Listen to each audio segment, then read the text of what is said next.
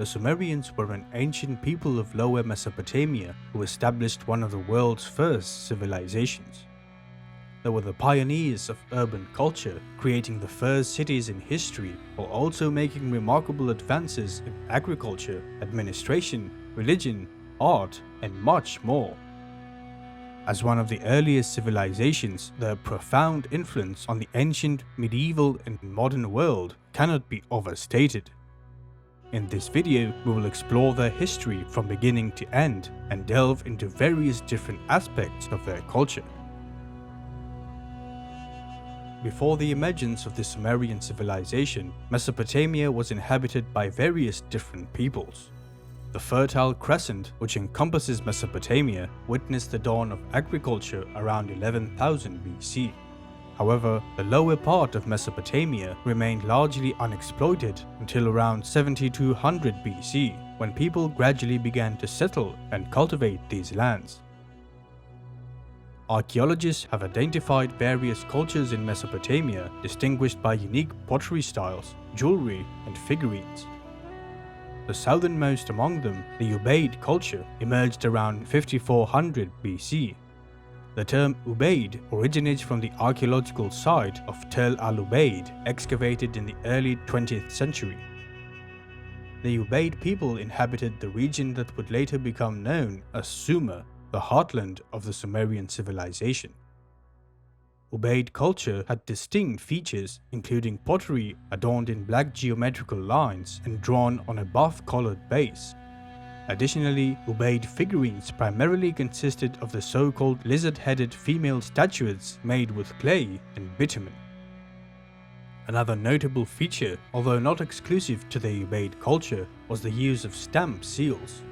These seals were utilized to mark property, seal doors or chests, and they often featured various designs depicting animals and humans. In its early stages, the society of the Ubaid people was egalitarian, a characteristic of many prehistoric cultures. However, around the middle and late 6th millennium BC, a clear hierarchy began to take shape. Certain elite individuals or families began to exert greater influence over agricultural practices and land ownership. This transition was accompanied by the establishment of numerous new settlements, some of which evolved beyond simple village structures to resemble proto-towns. It was during this time that settlements like Eridu, followed by Ur, were established. Eridu in particular is known for having the earliest temple in all of Mesopotamia. Both of these settlements would develop over thousands of years, eventually becoming famous Sumerian cities. In short, the Ubaid people laid the groundwork for the advent of the Sumerian civilization and the remarkable cultural and technological advancements that would define Mesopotamian culture. According to archaeologists, the Ubaid period came to a close around 4000 BC. It was around this time that the Sumerian civilization finally emerged. People have been debating and developing theories about the origins of the Sumerians since archaeologists first discovered their civilization. For decades, the prevailing theory was that the Sumerians arrived in the region from a distant land during the late 5th millennium BC, bringing with them a highly advanced culture. They either displaced the local population or taught them their ways and lived alongside them. Even among proponents of this theory, there is debate about whether the Sumerians came from the north, west, east, or the south via the sea. This theory mainly stems from interpretations of myths and very limited linguistic evidence, such as the presence of some Sumerian words that are not of Sumerian origin, suggesting they were adopted from the previous population. Another theory that emerged later suggests that the Sumerians are direct descendants of the Ubaid people, with the Ubaid culture gradually evolving into the Sumerian culture over the centuries. A third theory posits that the Sumerian civilization emerged from a blend of various peoples, including those in southern Mesopotamia like the Ubaid and neighboring regions who collectively contributed to its creation. Given the lack of concrete evidence, scholars must draw conclusions from limited data. Today, most archaeologists favor the second and third theories. They believed that the Sumerians were either a natural progression from the Ubaid people or a mixture of the Ubaid and neighboring populations. This is in part supported by archaeological findings such as settlements, pottery, and artifacts which do not indicate a complete cultural shift, conquest, or displacement, but rather a gradual development into a more sophisticated culture. This view is further supported by the fact that some of the most famous Sumerian cities were originally established by the Ubaid people and show a natural evolution in population, size, and culture.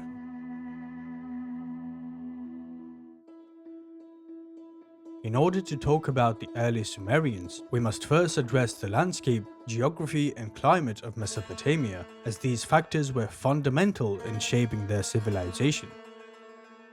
Mesopotamia's climate is extremely hot and dry as it is surrounded by desert. Rainfall is scarce and the region's flat terrain allows strong winds to sweep across the plains, leaving the soil arid. However, the two great rivers, the Tigris and the Euphrates, provided essential water sources that enabled people to settle along their banks. These rivers are replenished by rain and melting snow from the Taurus Mountains to the north, which deposit rich silt, making the riverbanks very fertile for agriculture. But they also pose significant challenges. Unlike the Nile River, which has a steady source of water and predictable late summer floods that allow farmers to plant their seeds afterward, the rivers in Mesopotamia were unpredictable. They often caused destructive floods in early spring or brought periods of drought due to a lack of rainwater. Furthermore, winter often brought thick layers of mud, complicating farming even further. Another major issue was the lack of timber, stone, and minerals in Mesopotamia, which are essential for a civilization to thrive. So, how did this challenging land become the bedrock of the first urban civilization in the world? The answer lies within the ingenuity of the late Ubaid and early Sumerian people. In order to combat the unpredictable floods and essentially tame the rivers, the people of this region developed extensive irrigation networks. These networks not only allowed them to control floods, but also enabled them to expand the areas they could cultivate. Additionally, they facilitated easy movement along the rivers and irrigation canals using river boats and kufas, rounded lightweight boats that were perfect for these waters. The Sumerians primarily cultivated barley due to its resistance to the heat alongside wheat. They also kept a variety of domesticated animals: oxen for agricultural labor, sheep and goats for wool and milk, pigs for meat, and donkeys for transportation. This region had only two types of trees: date palms and tamarisks. Tamarisks mainly grew on formerly cultivated soil that had become too salty for agriculture, and they were primarily used for firewood. Date palms, on the other hand, thrived abundantly near the two great rivers and alongside irrigation canals, often living up to 200 years. The date palms served a dual purpose. Firstly, the protein-rich date fruits and syrup were essential staples in the Sumerian diet. Secondly, date palms provided vital shade from the scorching sun, allowing the cultivation of crops such as garlic, cucumber, chickpeas, leeks, lentils, and much more in small gardens beneath their canopy.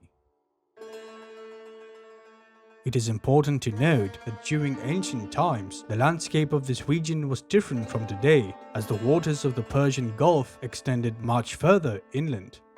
In the southern part of Sumer, the two great rivers flooded into an extensive delta of vast marshes.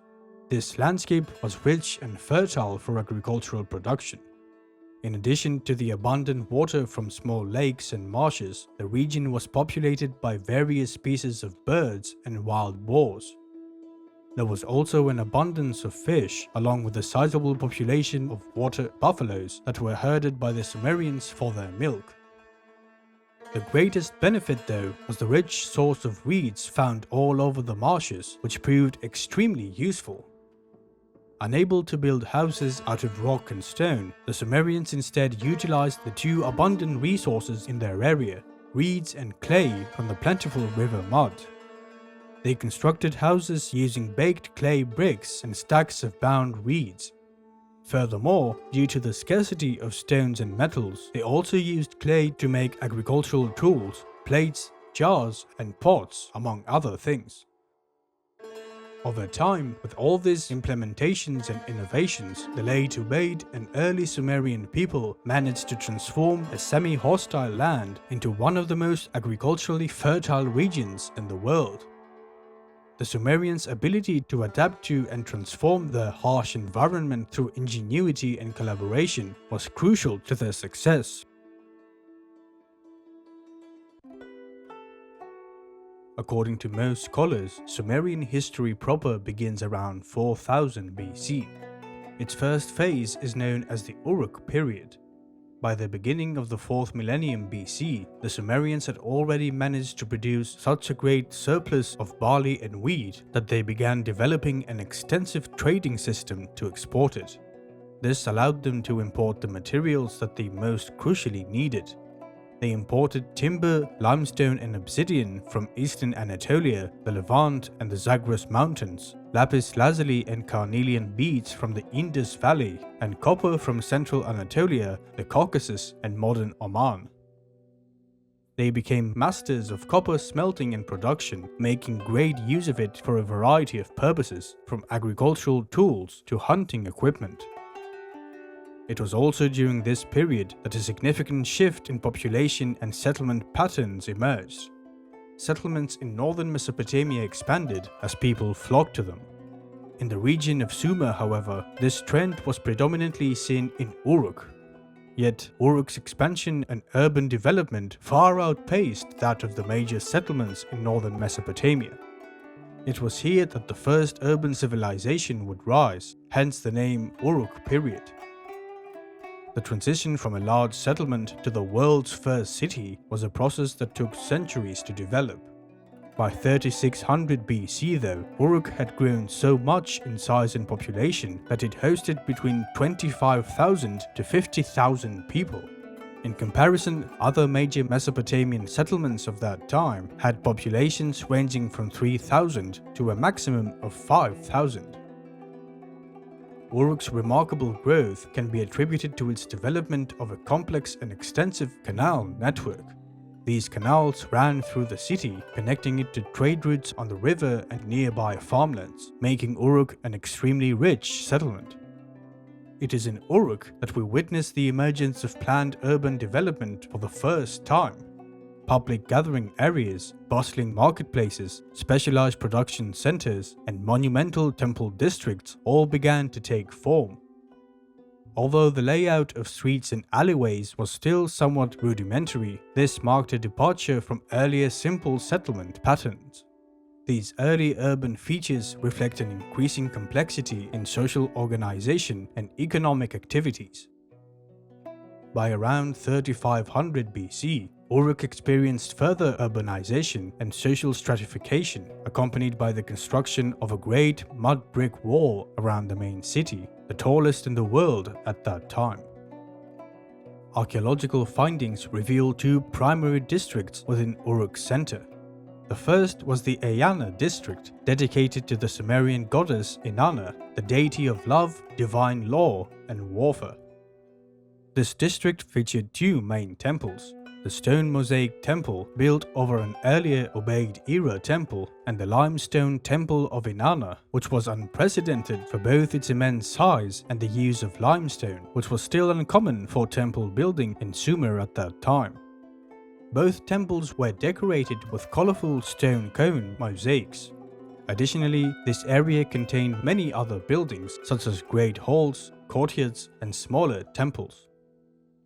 The second was the Anu district, dedicated to the Sumerian sky god Anu or An. Unlike the Eanna district, it did not feature great halls and courtyards. Instead, it was dominated by a single massive temple structure. The temple was built upon a large rectangular-shaped mud brick stepped terrace approximately 11 meters high. This type of structure would later be known as a ziggurat, and this was the first of its kind. The temple itself at this elevated height had a commanding presence. It was rectangular, measuring around 18 by 22 meters and standing 12 meters tall. It was constructed from mud bricks and bitumen among other materials and was covered with white plaster, giving it a striking appearance in the sunlight. Together, the ziggurat and the temple reached a combined height of 23 meters. Both districts are an indication of the wealth and social organization of Uruk at that time. The temples were continually reconstructed, and the Uruk ziggurat, which can still be seen today, took its final form during the early 3rd millennium BC. It is clear that the entire city was organized around these temple districts, which controlled all aspects of life. The temple served as an institution encompassing religious, economic, and administrative functions. It received goods as taxes, redistributed them to the people, and offered protection behind the main city's walls. In this era, the temple economy relied on two distinct groups: farmers, who provided mainly wheat and barley, and craftsmen, who offered their goods and services. This system enabled artisans such as potters, weavers, metalworkers, and stone cutters to focus entirely on their crafts. This shift from family-based production to a more organized, temple-centered system marked a significant societal change and enhanced productivity and economic growth in the city. It is during this time that we see the first extended use of the potter's wheel, which the early Sumerians or Ubaid people had invented. This period also witnessed the mass production of goods, particularly handmade pottery, under the direction of the temple for redistribution purposes. It should be mentioned that this system primarily included the people within the city walls and the immediate surroundings. Those living further from the temple districts in the main city were relatively independent and may have only occasionally interacted or cooperated with the centralized temple administration. Those overseeing the temple system were the priests, who acted as both religious leaders and administrators responsible for organizing various products. For instance, one priest would oversee the storage of grain brought in by the farmers, while another would manage the women working at the palace for weaving. At the top of the hierarchy was what appears to be a type of priest-king known as Ensi, serving as both leader of the priests and a central administrative figure. Although little is known about the priest-kings, they were distinguished by their long beards and distinctive headgears. Below the Ensi were the priests. Further down the social order were elite families who had accumulated wealth over time. Below them were farmers and various artisans, reflecting an increasing division and specialization of labor due to urban development.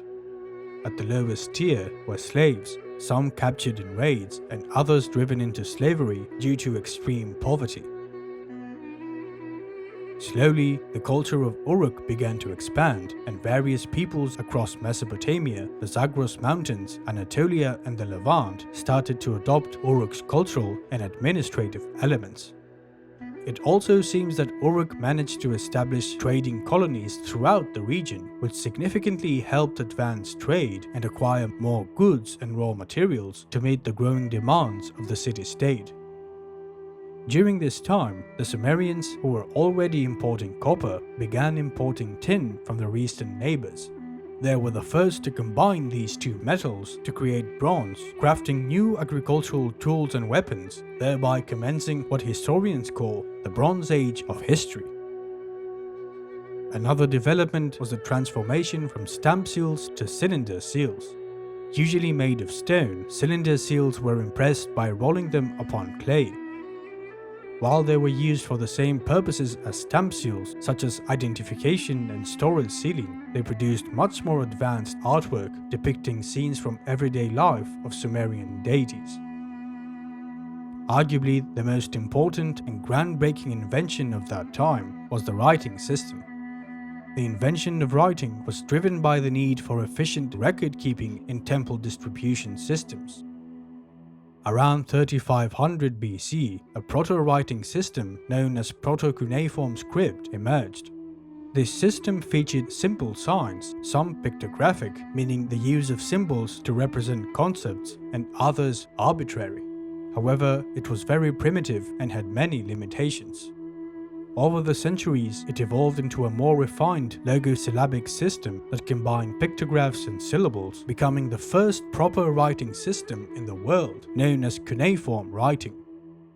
Although there were other proto-writing scripts before, cuneiform was the first true writing system. Besides being extremely helpful for the Sumerians, cuneiform writing provides us with invaluable insights into their history and culture. Over the course of a few centuries, much changed in the political landscape of Sumer. Many settlements around Uruk grew significantly in size and population, transforming into cities with administrative centers, impressive temples, and walls. During these years, as wealth increased and cities competed for agricultural lands, small military conflicts were becoming commonplace. For this reason, the old administrative system of Sumer, where a high priest king governed the city, was abandoned in favor of the rise of true kings. During times of warfare and political instability, a warrior leader was needed to guide the people. Initially, priests would appoint a man to this role temporarily. However, over time, the office of king became completely separate from the temple and the priests, eventually becoming a hereditary position. Gradually, nearly all the cities of Sumer would have their own kings. Thus, in 2900 BC, the early dynastic period of Mesopotamia began. During this time, there were several independent city-states in Sumer, the greatest of which were Uruk, Lagash, Ur, Nippur, Kish, Adab, and Umma. Each city-state commanded the main walled district, its outskirts, and a significant area of surrounding land. Every city had its distinct features. For example, Ur was a powerful state with a large seaport, making it a very rich trade hub in addition to its vast agricultural fields. Nippur was the religious center of Sumer, ruled not by a king but by priests, and it was dedicated to Enlil, the supreme god of the Sumerians. Lagash was unique in that it comprised more than one city, specifically the cities of Lagash, Girsu, and Nina. Each city had its own tutelary deity that protected it, and the districts housing the main temple of the deity were the most important places within the cities. There was a factor that prompted cooperation among the city-states, and that was Sumer's complete dependence on irrigation for its livelihood and growth. The intricate nature of irrigation, including continuous digging and canal repair, necessitated cooperative efforts and systematic organization. Despite that, there were frequent conflicts among the city-states, particularly during the Middle and Late Dynastic period of Sumer. Aside from conflicts over disputed lands, certain city-states sought dominance over others, expanding their control and subjugating neighboring cities. During the early dynastic period, we witnessed the great progress of the cuneiform system, which expanded and became widely used among the people of Sumer and was even adopted by neighboring peoples. It was during this era that the world's first schools were established, where scribes were trained in writing to join the administrative system. Over time, writing expanded beyond administration to include wall inscriptions and eventually evolved into the first literary works. This development marked a significant achievement while also offering remarkable insights into the culture and events of that era. By studying the texts from that time, we can try to outline the social hierarchy of that period. At the top was the king, known as Lugal, meaning big man. As we mentioned, kingship in Sumer emerged from the earlier role of the priest leader or Ensi as interstate conflicts intensified and the need for organized military leadership grew. Kingship became hereditary, and while kings were not considered deities themselves, they ruled with divine authority, representing the will of the gods.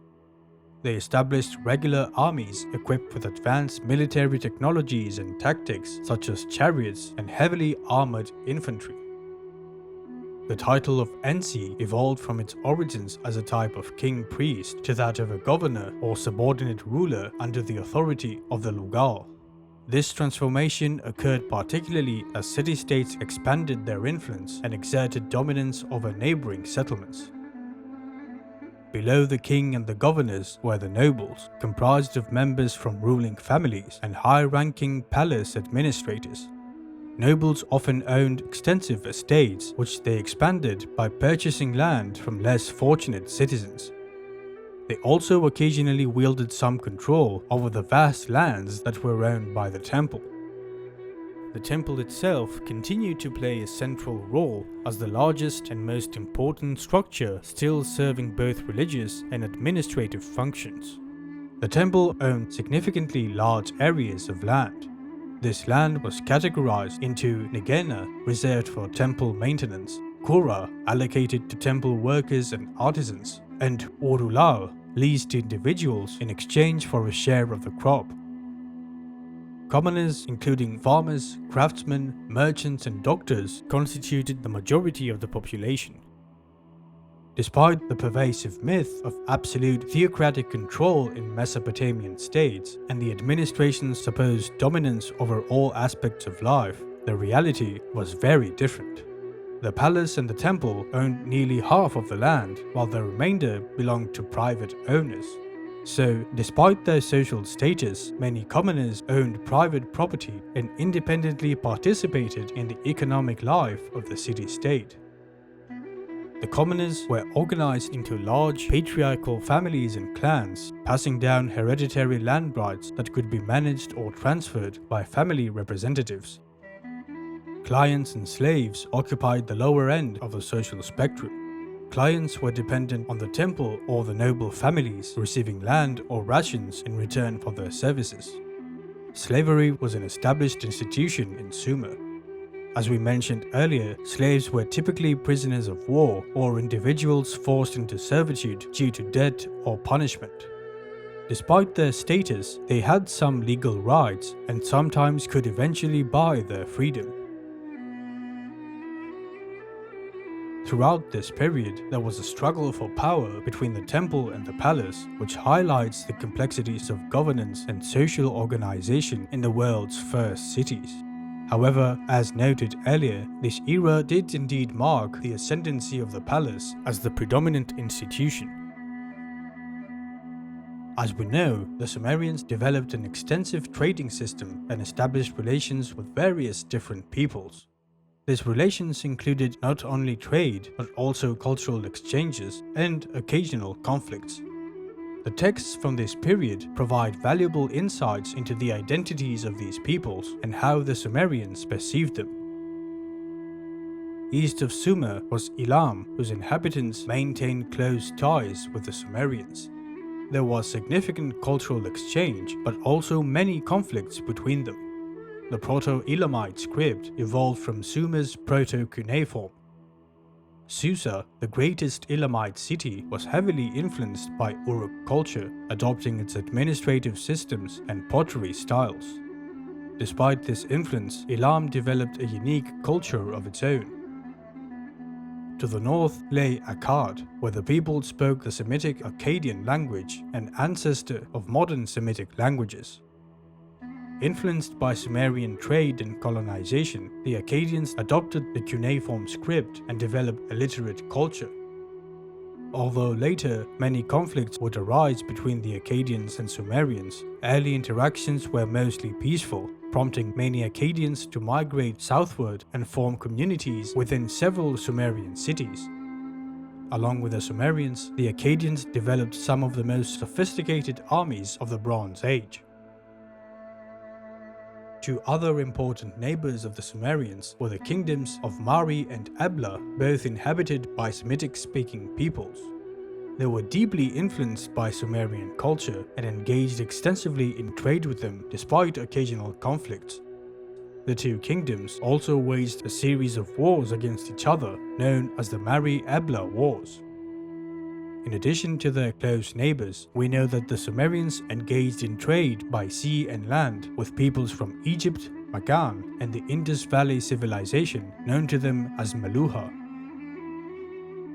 Having explored the culture, social organization, and neighboring states of the Sumerians, we can now examine the archaeological evidence to chronologically pinpoint some of the most significant events of the early dynastic period. While many city-states wielded significant power and wealth, the majority of archaeological evidence, including inscriptions documenting major events, comes from two neighboring city-states, Lagash and Umma. One of the earliest recorded kings, whose name appears in over 50 inscriptions, is Ur-Nanshe, the king of Lagash, who assumed the throne in 2494 BC. As we mentioned, the state of Lagash controlled three cities, Lagash, Girsu, and Nina. Ur-Nanshe is credited with many accomplishments, including the construction of new temples, the renovation of old ones, and the excavation of canals. Following Ur-Nanshe's reign, his son Akurgal ascended to the throne of Lagash in 2464 BC. His rule was short-lived, primarily due to a conflict with the neighboring city-state of Umma. There was a long-standing rivalry between the two city-states, primarily rooted in territorial disputes over the fertile region known as Guadin. It would persist for more than a century, significantly shaping the political and military landscape of the region. Akurgal was succeeded by his son Eannatum in 2454 BC. Eannatum's military prowess made him one of the most formidable rulers of his time. He launched successful campaigns against Elam to the east, conquering most of the land and plundering the city of Susa, and against Sumerian cities like Umma, Erech, Ur, Akshak, and Kish. His victories expanded the influence of Lagash, and he ruled over a vast region, although he faced many uprisings during his reign. The conflict with Umma during Eannatum's reign is well documented. A detailed account, commissioned by Eannatum's nephew Antemena and inscribed on the artifact known as the Cone of Antemena, sheds light on how the rivalry between Lagash and Umma began. According to the inscription, the origins of the dispute date back to the reign of Mesilim, king of Kish, who ruled around 2600 BC. Mesilim, acting as a mediator, arbitrated a border dispute over the region of Guadin between Lagash and Umma, establishing a boundary marked by an inscribed stele. Although presumably accepted by both parties, this decision appears to have favored Lagash and sowed the seeds of future conflicts. Ush, the king of Umma, violated the agreement by removing the boundary stele and seizing the Guadin region with his army. This territory remained under Umma's control until Eannatum's reign, when he defeated Umma's armies and established a new border treaty with Enakale, the then ruler of Umma. Eannatum reinforced the boundary with ditches and steles, but allowed the people of Umma to farm the disputed land in exchange for a portion of the crops, ensuring a steady revenue for Lagash. Eannatum's triumphs and achievements were recorded on the famous artifact known today as the Stele of the Vultures. His reign though ended in turmoil, as his state faced attacks from Elam in the east and by Akkadian forces in the north. Eannatum defended Lagash valiantly but eventually fell in battle, after which his brother Eannatum succeeded him. Eannatum faced new hostilities from Umma under the reign of Ur-Luma, who disregarded previous agreements, destroyed the boundary markers in the disputed region, and invaded Lagash with a great army. Eannatum's son, Antemena, who succeeded him in 2403 BC, led Lagash to victory over Ur-Luma. However, he faced new challenges from Il, Ur-Luma's son. The conflict between Antemena and Il concluded with a compromise that maintained the previous boundary. Antemena was succeeded by Eannatum II, the last ruler of Lagash's first dynasty. Sometime during his rule, the high priest of the temple, a man named Anitarzi, seized the throne and established his own hereditary rule over Lagash. During the reigns of Enetarzi and his son, Lugalanda, Lagash experienced extensive corruption and exploitation. The palace bureaucracy imposed heavy taxes and seized property from citizens. Officials unjustly confiscated animals and grain. Even temple properties were appropriated for personal use, stripping the temple administration of their wealth. This exploitation extended across all levels of society, with the rich and powerful preying on the poor and vulnerable. Artisans and apprentices were reduced to begging for food, while orphans and widows were deprived of their few possessions. Many commoners were thrown into prison on the slightest pretext, and huge taxes were imposed on nearly everything, including marriages, the measurement of rations, the shearing of sheep, and even burials.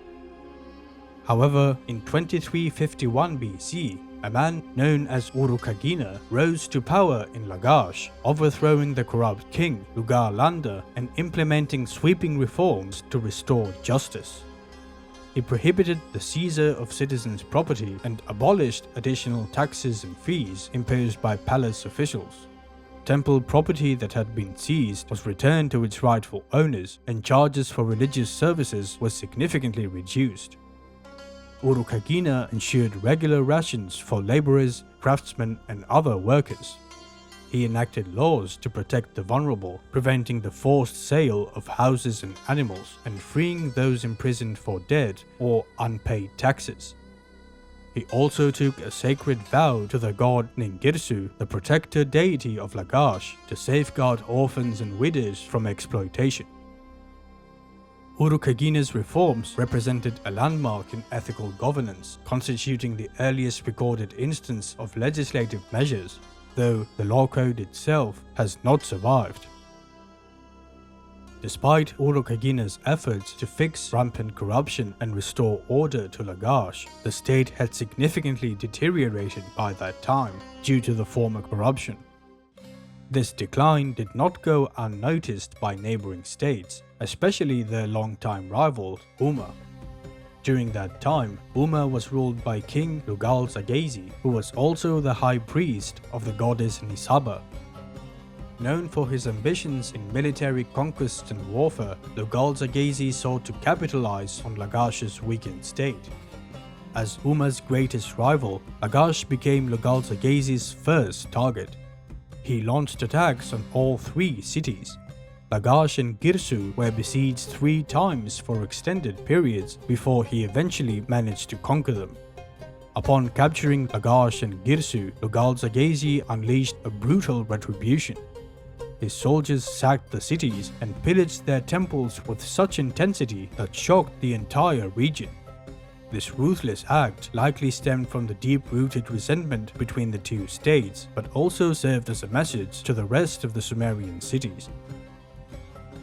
Lugal-Zaghazi proceeded to conquer Ur and Larsa, while the rest of the Sumerian cities surrendered to him without a fight. And so, Lugal-Zaghazi became the king of all of Sumer and made Uruk the capital. This consolidation, however, maintained a very fragile unity among the Sumerian states.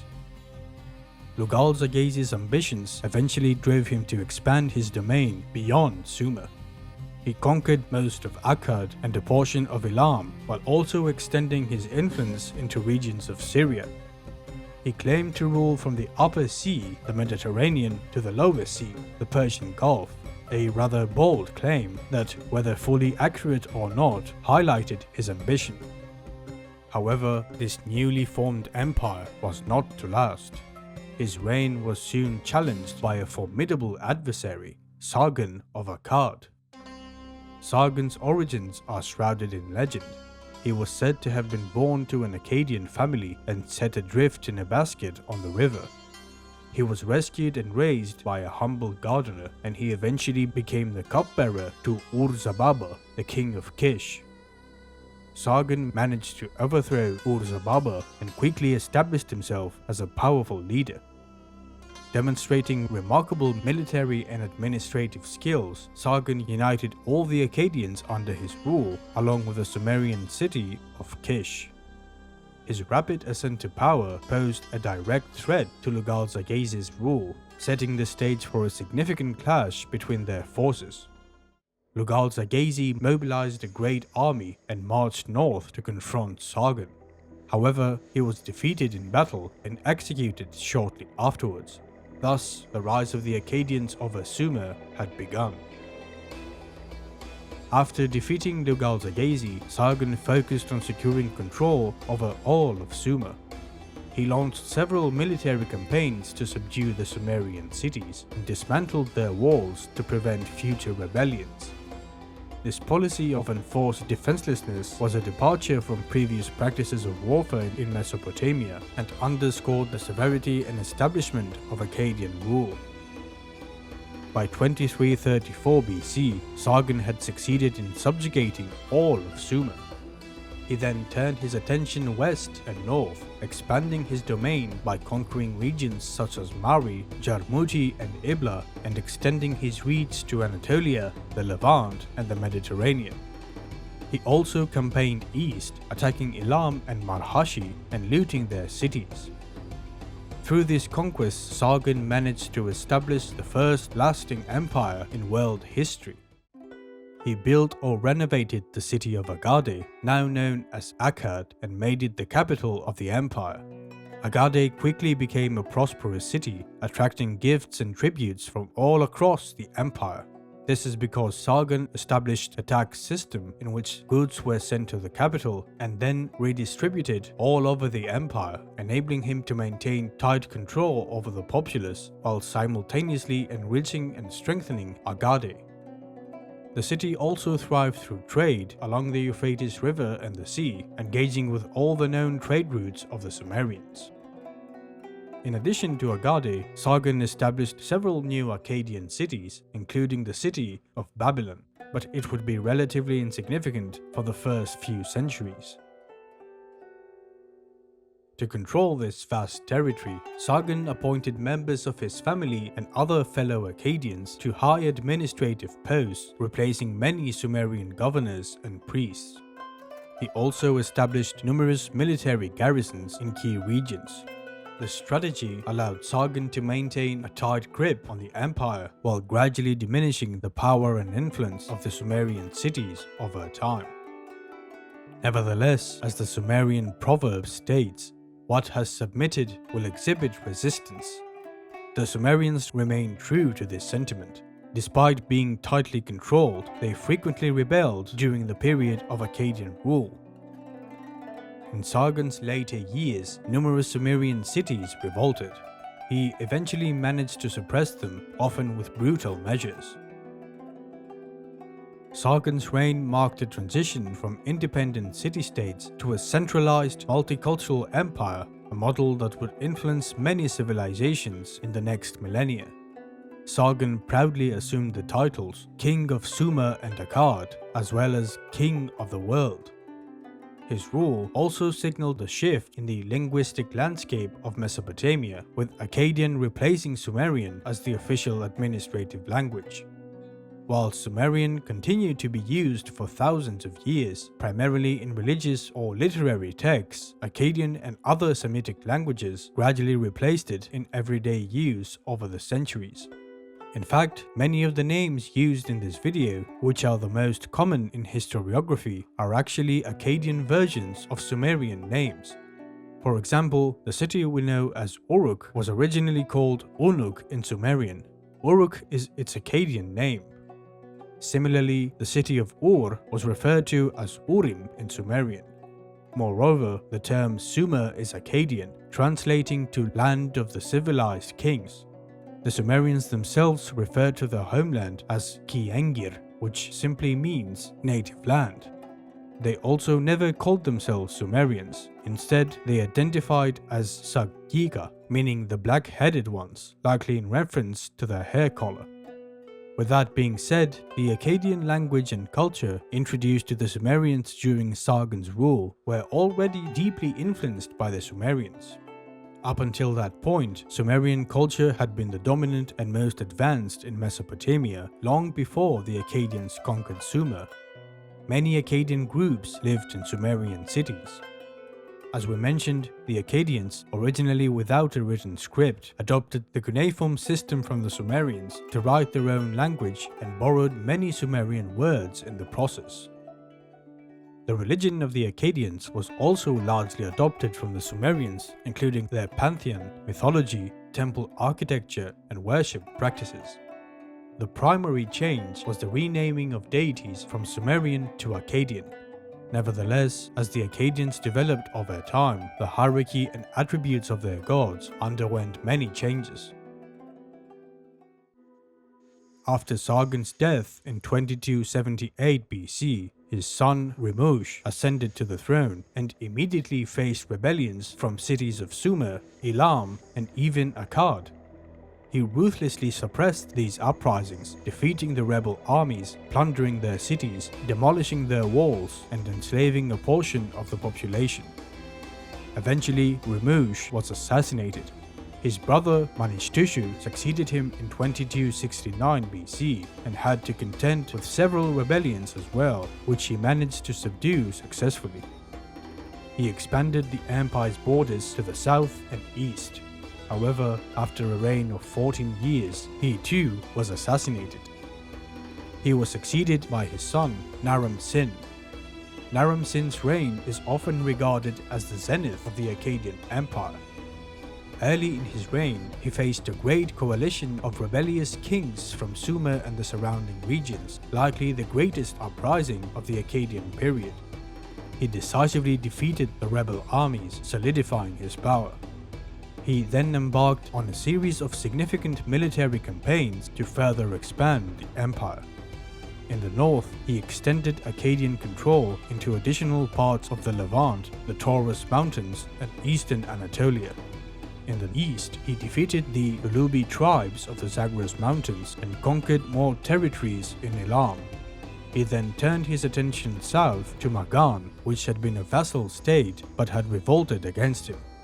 Naram-Sin personally captured Mandanu, the king of Magan, and established garrisons to secure the vital trade routes. The wealth and prosperity of the Akkadian Empire under Naram-Sin were unparalleled, fueled by a great agricultural surplus, an extensive trading system, and the wealth looted from conquered cities. This era of abundance led Naram-Sin to proclaim himself King of the World, a title his grandfather had used. He also introduced a new title, King of the Four Corners of the World, which would be adopted by many rulers of the Near East for millennia to come. Furthermore, Naram-Sin made an unprecedented decision to deify himself as the god of Agade. This was a significant shift in Mesopotamian kingship. While some Sumerian kings were deified after their deaths, Naram-Sin proclaimed himself a god while still living and even built temples in his honor. This established the trend of blending religious authority with secular power in Mesopotamia. However, despite all this grandiosity and glory, Naram-Sin's empire would come crashing down one generation later. In 2217 BC, his son Shah Kalisari assumed the throne. His early years were marked by peace, with no revolts or uprisings, but this stability was short-lived. During this time, there was a prolonged period of hot and dry climate which devastated agricultural production, severely weakening the Akkadian state. The empire soon faced multiple attacks and uprisings. In the east, Elamite forces revolted and then pushed westward. Meanwhile, the Gutians, a group of tribes from the Zagros Mountains, regarded by the Mesopotamians as barbarians, invaded with a great army, conquering large parts of the empire. Amidst these invasions, Sumerian cities declared independence one by one. Shah Kalisari's domain was eventually reduced to the city of Agade and its surroundings as he struggled to repel the invading armies. Shah Kalisari was the final true emperor of Akkad. His successors engaged in internal power struggles and were confined mainly to the city of Agade, surrounded by a sea of Gutians. Although they achieved brief expansions, these territories were quickly lost again. this turbulent period lasted from 2193 until 2154 BC, when the Gutians finally sacked the city of Agade. The siege was so destructive that today there is still no archaeological evidence of the city's location. After conquering Agade, the Gutians swiftly subdued most of Sumer, plundering the cities and establishing their own rule, the Gutian dynasty, which endured for nearly a century. They imposed taxes, punished uprisings, and rewarded loyalty. However, unlike the well-organized Akkadian Empire, Gutian rule was predominantly military in nature, establishing garrisons all around their territory. Their administration lacked the centralized efficiency of the Akkadians, and so the Sumerian cities were finally able to recover their long-lost wealth through trade. At that time, the most prosperous Sumerian state was Lagash, where a new dynasty had been founded after the fall of Agade and the establishment of Gutian rule. Lagash was either semi-autonomous under the Gutians or completely independent, though it most likely was the former. The founder of this new dynasty was Ur-Baba, also known as Ur-Bao, who reigned from 2157 to 2144 BC. In addition to controlling the state's 3 cities, he also governed the city of Ur.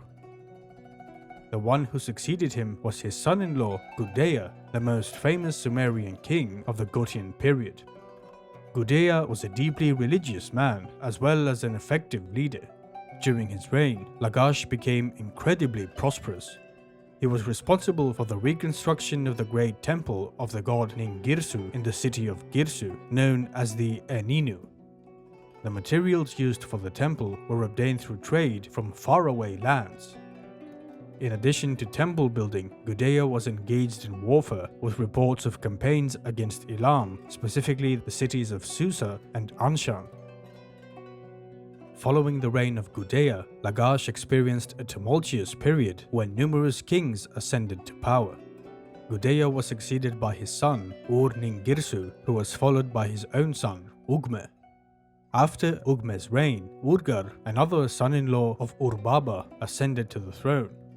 Shortly thereafter, Nahmani, also a son-in-law of Ur-Baba, became king.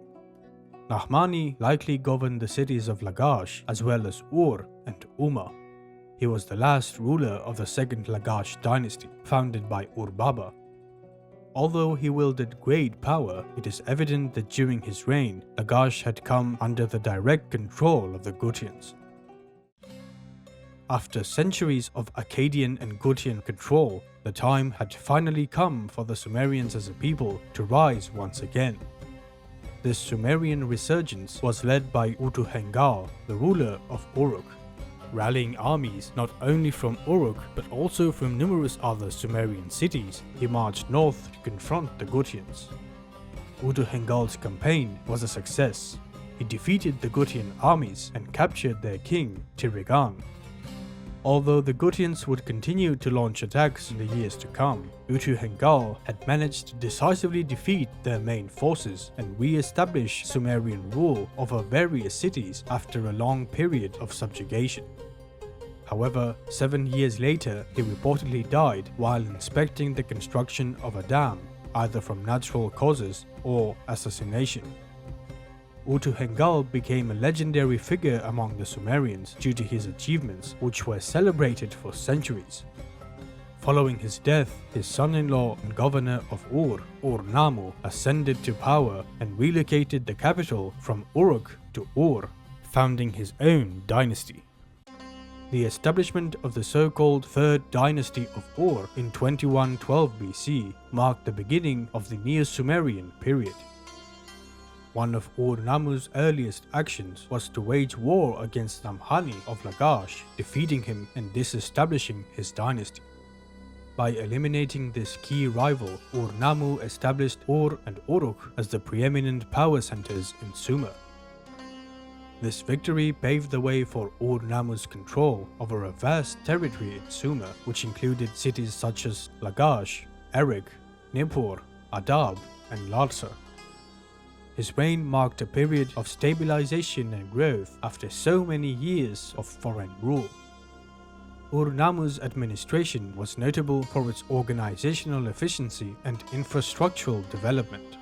He embarked on extensive building projects, including the construction of canals, city walls, and temples. His most renowned architectural achievement was the ziggurat of Ur, dedicated to the moon god Nanna. The structure measured 46 meters in width and approximately 30 meters in height. It was excavated by archaeologists in the beginning of the 20th century, and it was partially reconstructed in 1980. Today, it is one of Iraq's most prominent landmarks. Ur-Nammu is perhaps best known for his contributions to legal reform through the famous Code of Ur-Nammu, the oldest surviving law code in history. While scholars suggest it was finalized by his son Shulgi, the code reflects Ur-Nammu's vision of justice and order. It delineated clear rules for behavior and penalties for offenses. Here are some of the laws included. If a man commits a murder, he will be killed. If a man knocks out a tooth of another man, he shall pay 2 shekels of silver. If a man appeared as a witness and was shown to be a perjurer, he must pay 15 shekels of silver. Ur-Nammu extended his rule beyond Sumer through successful military campaigns in neighboring regions like Elam and Akkad. Despite his successes, Ur-Nammu was eventually killed in battle. He is believed to have died while fighting the Gutians, who, as we mentioned, continued to invade the region, despite earlier victories. In 2095 BC, Shulgi succeeded his father Ur-Nammu as the second king. Shulgi became a pivotal figure in ancient Mesopotamian history, reigning for an impressive 48 years. His rule witnessed substantial military, administrative, and cultural advancements that reshaped the so-called Neo-Sumerian Empire. Early in his reign, he forged a marriage alliance with the kingdom of Mari through his union with Taram-Uram, daughter of Mari's king. This alliance not only strengthened political ties between the two states, but also secured Sumerian control over crucial trade routes along the Euphrates River. Shulgi was the first Sumerian ruler to establish a well-organized conscripted army. Under his rule, the empire's territory tripled in size. He successfully campaigned against numerous cities and states to the north and the east, encompassing regions from Marhasi and Anshan to the Zagros Mountains, along with parts of central modern-day Iran. Shulgi's expansion established a network of vassal states, prompting him to arrange strategic marriages in order to ensure political stability. One of his daughters was made queen of Marhashi, and another daughter married the governor of Anshan. Around the 20th year of his rule, he deified himself, inspired by the Akkadian king Naram-Sin, who had similarly elevated his status while alive. Shulgi leveraged his divine status to consolidate his authority. This act of self-deification gave rise to a religious and ideological framework centered on the cult of the king.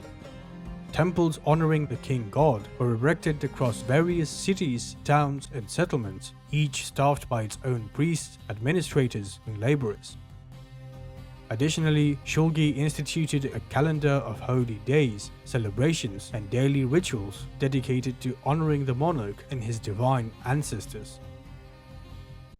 On more secular matters, the political and administrative framework of the Neo-Sumerian Empire was solidified during Shulgi's reign through his extensive reforms. Let's examine this framework based on what we know from historical sources. At the top of this hierarchy was the king, who oversaw all aspects of governance along with the military. Below the king was the central administration, which played a crucial role in maintaining control over the vast territories of the empire. Military governors were pivotal in this system, acting as direct representatives of the king. They were responsible for enforcing royal commands and overseeing provincial governors. The provincial governors, or Ansi, managed individual provinces. They oversaw local administrations and were responsible for the economic output of their region. Each province was expected to pay taxes and provide resources to the central government through the Bala system, a tax redistribution mechanism introduced by Shulgi. This system ensured a steady flow of goods and resources to the central administration, supporting the state's needs and the royal court. The administrative apparatus also included a complex bureaucracy with a vast number of scribes trained in state schools.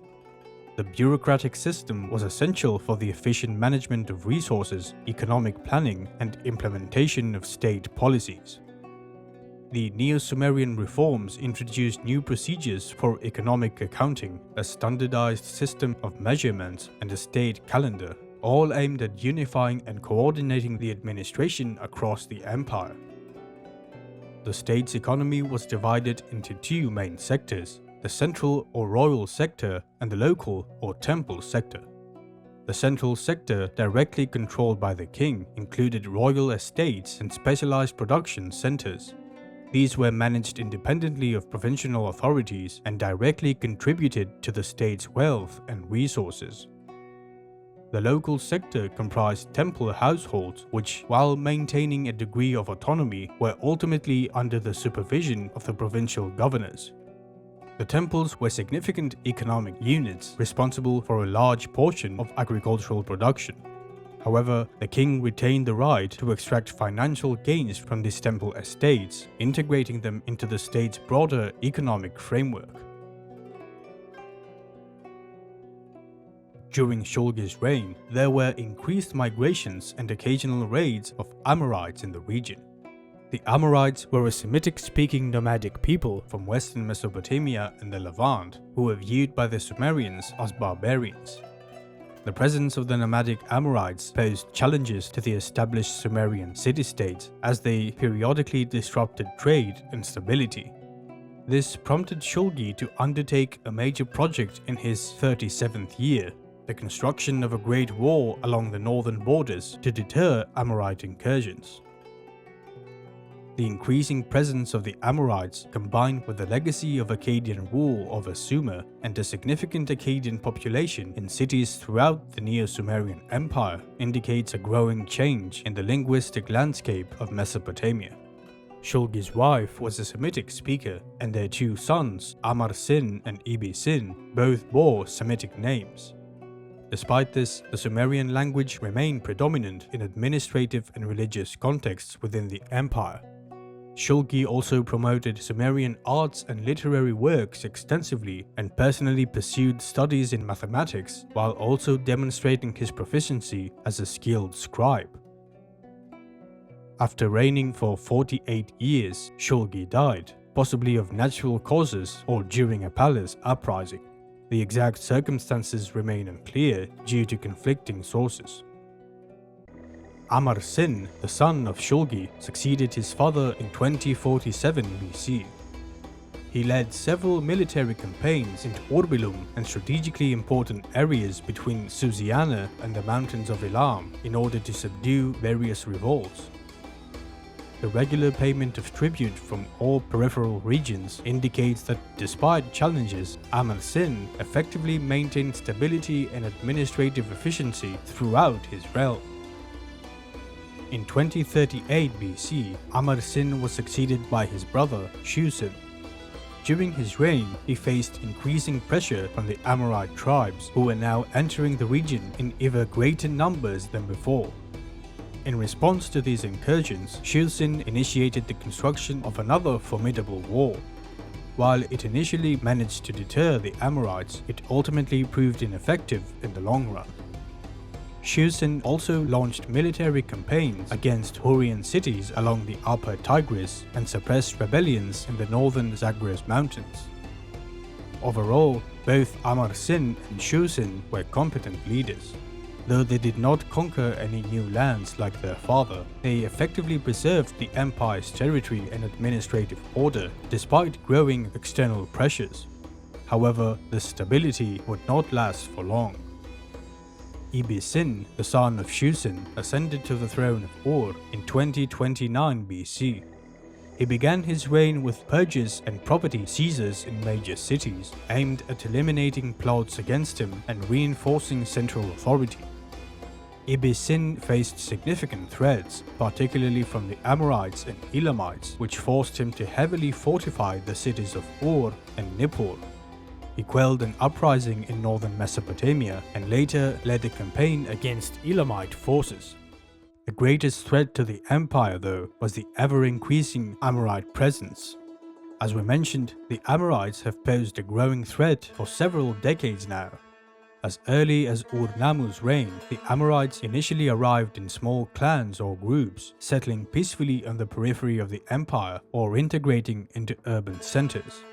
However, certain Amorite tribes on the outskirts soon began raiding towns and cities for plunder or to establish small states. At first, Sumerian authorities managed both the influx of migrants and these incursions by granting land benefits to some Amorites, employing them in various roles, and even integrating them into the military and priesthood. Despite initial assimilation efforts, the process took a significant turn with the Amoritization of the military. By conscripting entire Amorite clans into the army, often under their own chieftains, the Sumerians aimed to employ their military prowess against other invading Amorites. This process, however, elevated many Amorites to high administrative and military positions, blurring the lines between loyalty to the state and tribal kinship. While it initially bolstered the Sumerian defenses, this policy strained internal cohesion.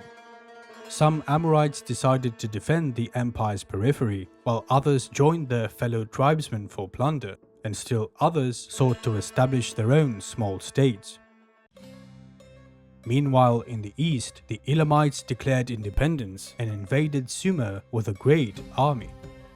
Amidst this chaos, numerous provincial rebellions erupted, disrupting food supplies and leading to famine in Ur and other major cities, adding to the series of devastating setbacks. At this critical time, Ishbi-Era, a local governor and commander of the city of Isin, who originated from Mari, was entrusted with securing grain supplies for the famine-stricken Ur and other Sumerian cities. However, he harbored royal ambitions. He told Ibis-Sin that due to the Amorite invasions, he could not transport the grain properly and that he needed more ships and time, all while diverting resources to the city of Isin. In 2017 BC, he openly betrayed Ibis-Sin, declaring himself king of Isin and seizing the holy city of Nippur. This severely weakened Ur, both in resources and authority, as other local governors followed suit, declaring independence and forming their own states.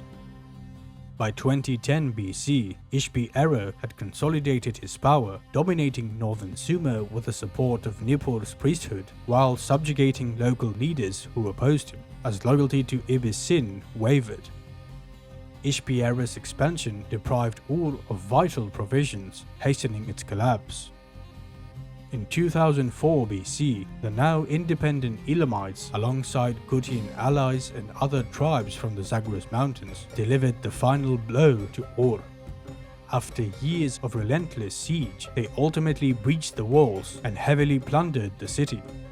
Ibis-Sin was taken captive to Anshan, marking the end of the third dynasty of Ur and the collapse of the once mighty Neo-Sumerian Empire. The fall of the city is tragically described in the famous literary text known as the Lamentation over the Destruction of Ur. What remained were independent small states under Amorite, Akkadian, and Sumerian rule. The final Sumerian state was governed by Ishbi-Era from its capital in Isin, where Sumerian remained the language of administration and religion. However, this state is often characterized as Sumerian Semitic or Sumerian Akkadian, as the majority of its citizens spoke Semitic languages in their daily lives, such as Akkadian or Amorite. Furthermore, the kings of Isin all spoke Akkadian and bore Akkadian names.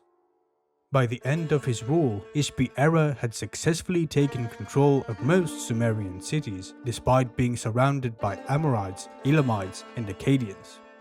He stabilized the region by consolidating his power and ensuring a steady supply of grain. His successor, Shu-Ilishu, who came to power in 1984 BC, focused on maintaining diplomatic ties, restoring temples, and preserving Sumerian religious practices. After 10 years of rule, Idin Dagan succeeded him, implementing religious reforms and advancing the arts and literature. He was succeeded by Ishme Dagan in 1953 BC, who reinforced Isin's authority and influence. His reign was marked by continued cultural growth and strategic efforts to dominate rival Amorite and Elamite states. Lipit Ishtar, who succeeded him in 1934 BC, is renowned for his legal reforms known as the Lipit Ishtar Code of Laws, which greatly influenced later Mesopotamian legal traditions, including the famous Code of Hammurabi. The dynasty would continue, but a great power had begun to emerge in the south. Since 2005 BC, the city of Larsa had been controlled by an Amorite dynasty and had been growing in strength. During the reign of Gungunum, who became king of Larsa in 1932 BC, he began challenging Isin's supremacy by conquering Ur and other cities. Over the next century, Isin's power and territory diminished while Larsa's increased.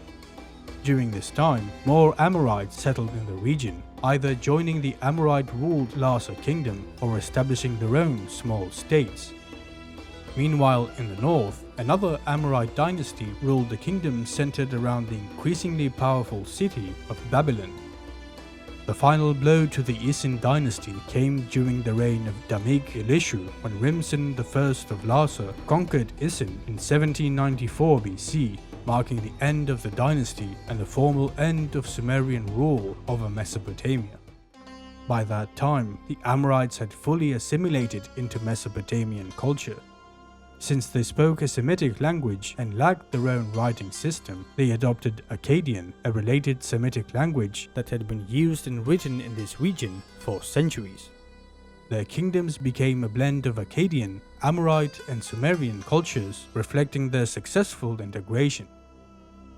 In 1792 BC, Hammurabi became the sixth king of the Babylonian dynasty and over the next few decades conquered all of Sumer and much of northern Mesopotamia, establishing Babylonia as a major power. For the next 1,000 years, two great powers dominated Mesopotamia, the Babylonians in the south and the Assyrians in the north, both ruled by Amorite dynasties. Their dominion over the region would last until the rise of the Iranian empires from the east a millennium later. To say that Sumerian culture was the foundation of Mesopotamian and many Mediterranean as well as ancient Middle Eastern cultures would be an understatement. Although the Sumerians as a distinct people disappeared and their language fell out of everyday use, the new kingdoms that arose and those that succeeded them were deeply influenced by Sumerian culture. Sumerian continued to be used as a classical language in religious context and literature alongside Old Babylonian and Assyrian. Sumerian religion was preserved, with its practices and deities adopted and reformed by the Babylonians and the Assyrians. Additionally, the administrative systems of these later civilizations, though they evolved over time, were fundamentally rooted in Sumerian and Akkadian principles. The Babylonians and the Assyrians viewed themselves as the cultural inheritors of both the Sumerians and the Akkadians.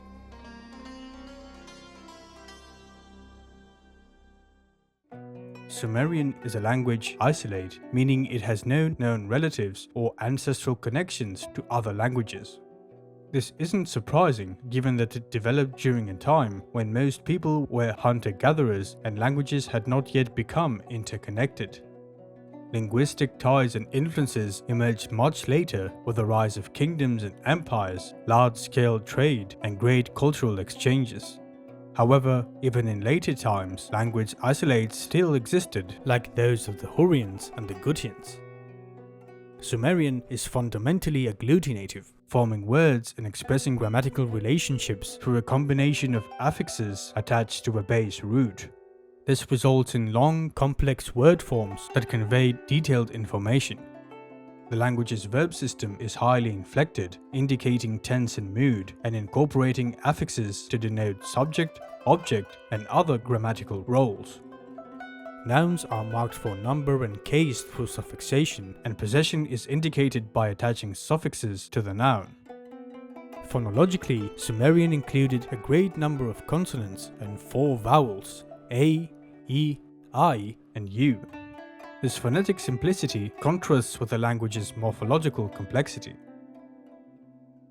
As we mentioned earlier in the video, the Sumerians developed the first writing system, the cuneiform script. Its origins trace back to the city of Uruk in the mid-4th millennium BC, where growing administrative needs led to the development of a sophisticated means of record keeping. The Sumerians utilized the abundant clay from the riverbanks to create tablets.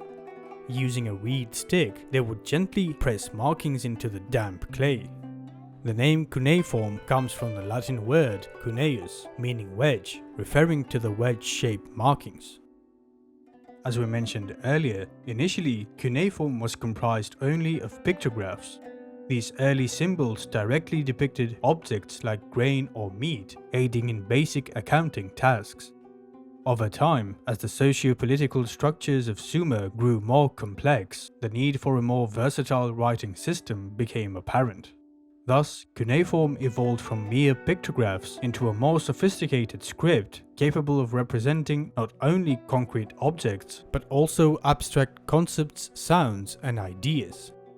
Furthermore, the early realistic type symbols evolved into much more abstract signs with the passing of the centuries. Many signs acquired additional meanings and phonetic values, allowing for the representation of a wide range of linguistic elements beyond just nouns. The key change was the gradual shift towards logosyllabic script, introducing hundreds of new symbols to represent syllables. This transformed cuneiform into a blend of pictographs and syllabic characters, making it easier to learn and use.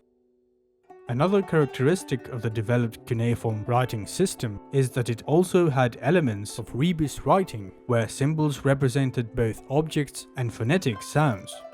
For example, water was called ah, and the symbol for water was used to represent the phonetic syllable ah. Therefore, the symbol was used in writing words containing the ah sound, even if they were unrelated to water in meaning. While initially cuneiform included over 2,000 distinct signs, it later streamlined to about 600. Hundreds of thousands of Sumerian cuneiform tablets have been found. Around 95% of them have to do with economic transactions, storage, and administration. This is not surprising, as cuneiform was originally invented for such purposes. The tablets facilitated the recording of trade, taxation, and resource management. Scribes meticulously recorded details about exchanged goods, quantities, and the parties involved, ensuring accuracy and accountability.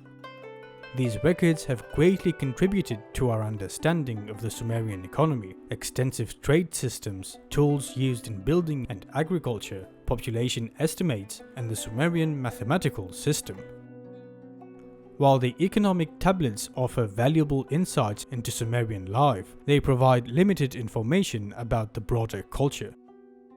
Fortunately, as time passed, the Sumerians began writing about a wide range of topics beyond administrative and economic matters, expanding their use of cuneiform to include literature. The discovered literary works include narrative poems that recount the myths and adventures of gods and heroes, hymns dedicated to deities and rulers, lamentations expressing sorrow over the destruction of a city, royal inscriptions, and wisdom literature featuring proverbs and fables. In the next chapter, we'll explore the first 2 topics in detail.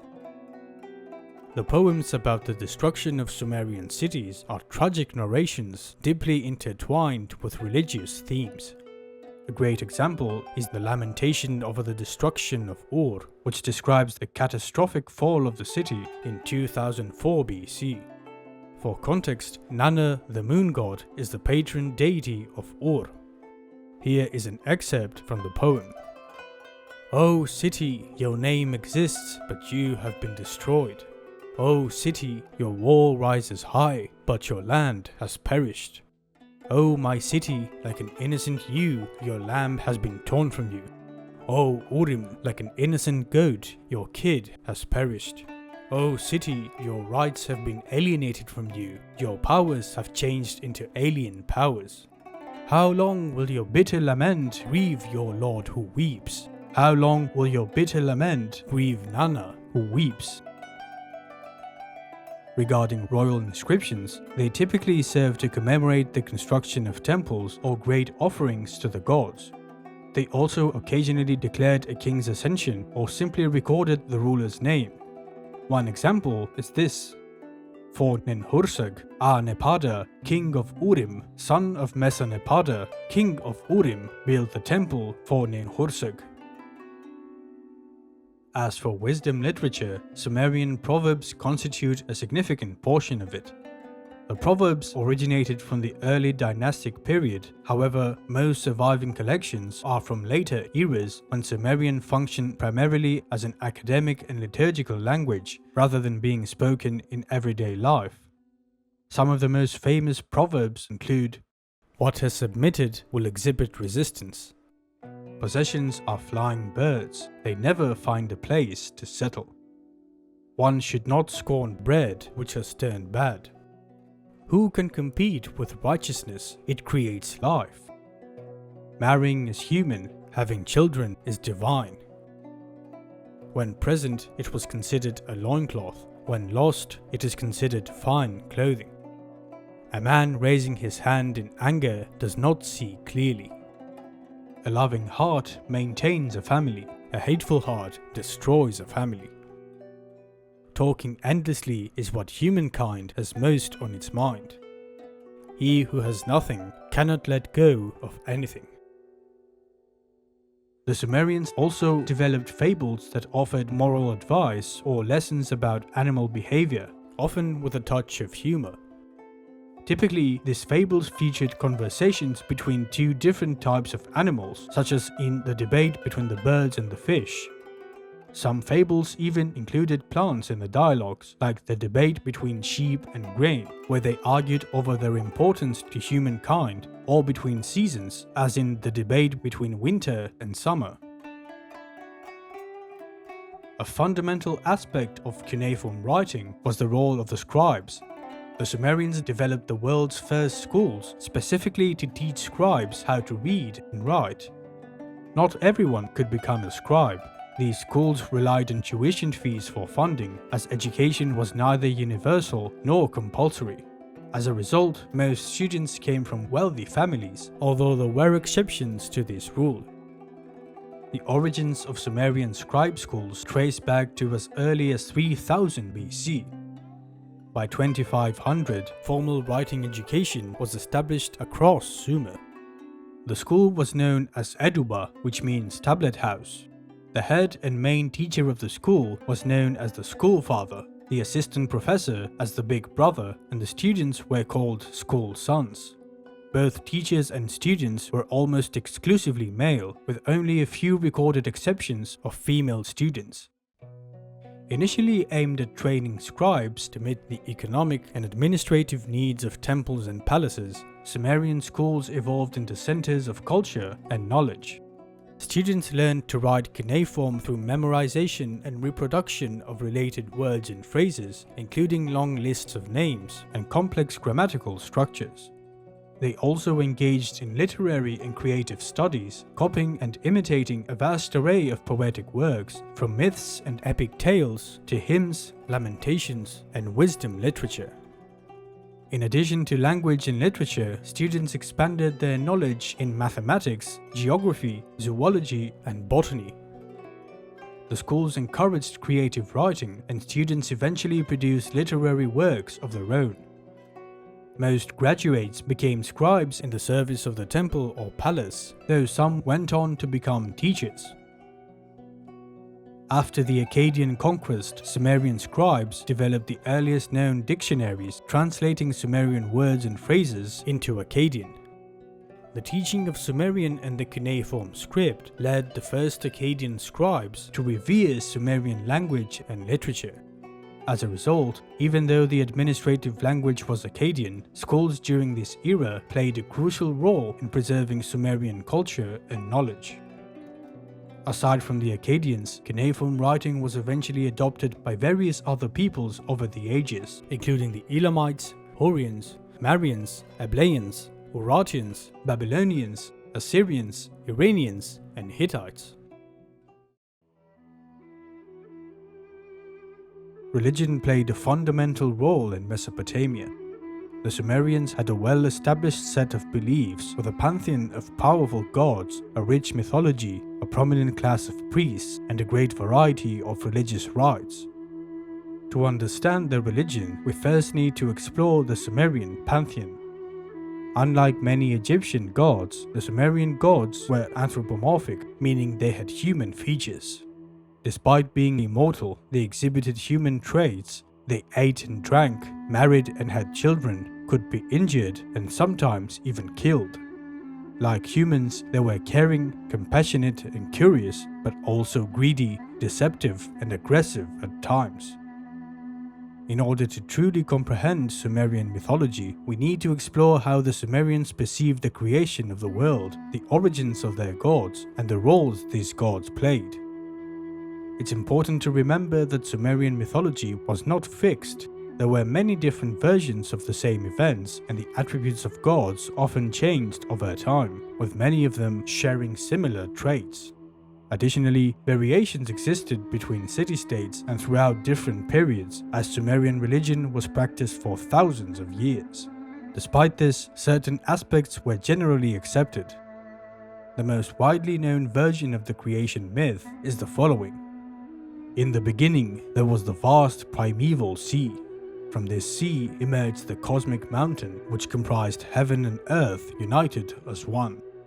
Heaven and earth were personified as two primordial deities, An, the god of heaven, and Ki, the goddess of the earth. Ki was both sister and consort of An. Through their union, they produced many children, including Enlil, the god of air and wind, and Enki, the god of water and knowledge. Enlil was the one who separated heaven and earth, thereby creating the world. Enlil and Enki, along with the other children of An and Ki, had children of their own, leading to the creation of new deities. The chief deities of the Sumerians were collectively known as the Anunnaki, meaning the descendants of An. Among the approximately 1,000 Sumerian deities, 50 were considered the main gods, with the most important of these being the Great Seven, An, Enlil, and Enki, whom we have already mentioned, along with Utu, Nanna, Inanna, and Ninhursag. Now, let's take a look at the Great Seven individually. An, the god of heaven, was initially revered as the supreme deity. However, during the early Dynastic period, his importance waned as Enlil rose to prominence, becoming known as the King of the Gods and King of Heaven and Earth. Enlil was believed to bestow kingship upon Sumerian rulers and guide them through their reigns. The Sumerians held Enlil in profound reverence, portraying him as a benevolent and fatherly figure who safeguarded the welfare of all people. He was credited with creating the world and inventing crucial agricultural tools. However, Enlil was also the deity responsible for punishing humanity when deemed necessary by the gods. Enki, brother of Enlil and god of water and wisdom, held significant importance in Sumerian mythology. He presided over freshwater sources, rivers and lakes, which were vital to Sumerian culture and livelihood. Enki was also revered as the patron god of civilization and the arts. While it was Enlil that brought forth the world, Enki organized and perfected it. He also expressed the highest level of care for humans compared to all other gods. As for Ki, the goddess of the earth and mother of Enlil and Enki, she is not included in the Great Seven. She is mentioned only in mythological texts, and there were no dedicated temples to her. This is because Enlil, though primarily the god of air, took on her role as well when he separated heaven and earth, becoming associated with the earth alongside his other attributes. It is likely that Ki evolved into Ninhursag, who is included in the Great Seven.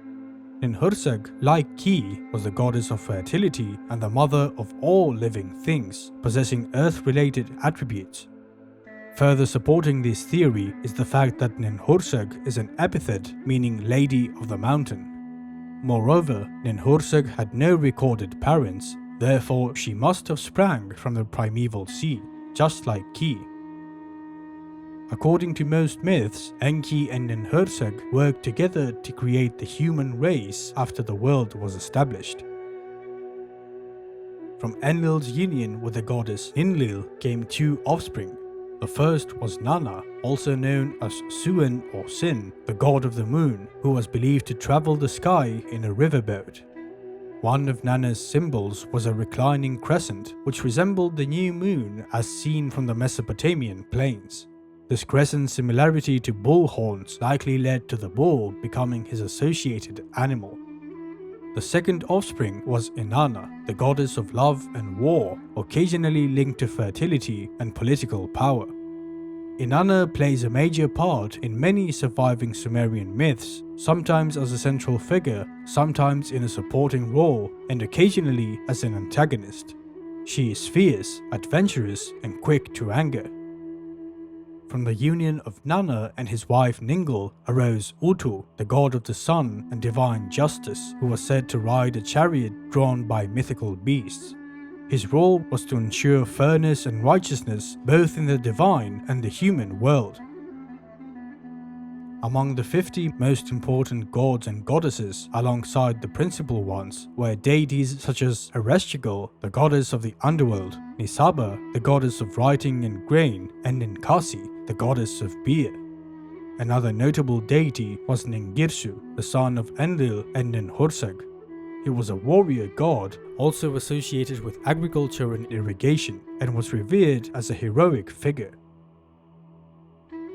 The Sumerians developed an extensive literature that included various myths about the gods. One of the most famous is the Deluge or Flood myth, the earliest of its kind in the world. The Sumerian version is fairly different from the later Babylonian and biblical stories, and because the tablet containing the myth is partially broken, we do not know its full extent. According to the story, at some point the gods decided to send the flood to punish and destroy mankind, but the reason is unclear due to missing fragments. A king named Ziusudra is warned by a divine voice about the impending catastrophe. In response, he builds an ark in order to save himself, his family, his followers, and pairs of various animal species. Ziusudra was the one warned by the gods because he had piously performed libations and daily rites to them. The flood comes, lasting 7 days and nights and destroying most of humanity, but the people in the ark survived. Finally, the sun god Utu rises and the flood retreats. The gods An and Enlil bestow eternal life on Ziusudra for preserving mankind and wildlife. Ziusudra then settles in the land of Dilmun, and his descendants begin to repopulate the region, leading to the eventual thriving of humankind once again. There are hundreds of other myths about the gods. As we mentioned, the goddess Inanna is featured in many of them. One example is the story where Inanna tricks the god Enki into giving her the gifts of civilization, which she then brings from Enki's home in Eridu to her own city in Uruk. In another myth, she defeats the mountain god Ebi after he disrespects her. Additionally, there is a myth where she descends to the underworld, passing through its 7 gates and losing all her power. She is killed by her sister Ereshkigal, but she is later resurrected and returns to the surface stronger with the help of her attendant goddess Ninshubur. The gods were believed to have 2 different types of presence. A divine one where they all lived on the mountain of heaven and earth, the place where the sun rose, and an earthly one. As previously mentioned, each city-state had its own patron deity. According to Sumerian belief, these deities' earthly manifestation dwelled within the great temple of their respective city. In Ur, for example, where Nanna, the god of the moon, was the patron deity, he was believed to physically reside within the primary temple of the towering ziggurat. More specifically, the great statue of Nanna that stood on the altar was considered his earthly manifestation. The people venerated this statue as if it were the deity itself, offering it food, drinks, and dressing it in rich clothing. This was the case in all other Sumerian cities. The greatest tragedy that could befall a Sumerian city was the destruction of its main temple and the looting of its statue. Such an event signified that their god had abandoned them, leaving the city without hope, although those responsible for it would inevitably face divine retribution. To reinstate their city, the first step was to rebuild the temple and restore the statue, thereby acquiring divine protection once more. While each city-state had its own patron deity, the city of Nippur was the religious center for all Sumerians. As previously stated, it was unique in being ruled not by a king, but by a group of priests. Nippur's patron deity was Enlil, the king of the gods. From craftsmen to farmers, and from kings to commoners, thousands would undertake pilgrimages every year to offer gifts at Enlil's most revered temple, known as Angkor, which translates to House of the Mountain. In addition to the tutelary deities of each city, every person had their own personal deity. This deity might be linked to their family, profession, or simply chosen based on personal preference. This god or goddess was the one they prayed to the most and made the most offerings to, as Sumerians believed they needed a divine advocate to appeal to all the gods on their behalf. Despite their immortality, the gods were deeply engaged in the affairs of the human world. According to Sumerian belief, humans were created from clay solely to serve the gods by providing them with food, drink, and shelter. This allowed the gods to focus on their divine activities without mundane distractions like farming and gathering water. The people's perspective on their gods' morality was dualistic. While the gods were revered as patrons of ethical behavior, they were also seen as introducing enmity, violence, and falsehood into the world. Despite this, the Sumerians believed that their gods generally preferred truth and justice over oppression and corruption. The reasons behind the gods' actions, though, would often remain obscure, leaving humans bewildered.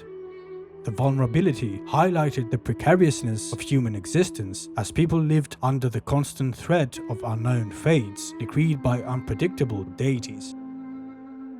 As for the afterlife, the Sumerians envisioned a bleak and shadowy existence.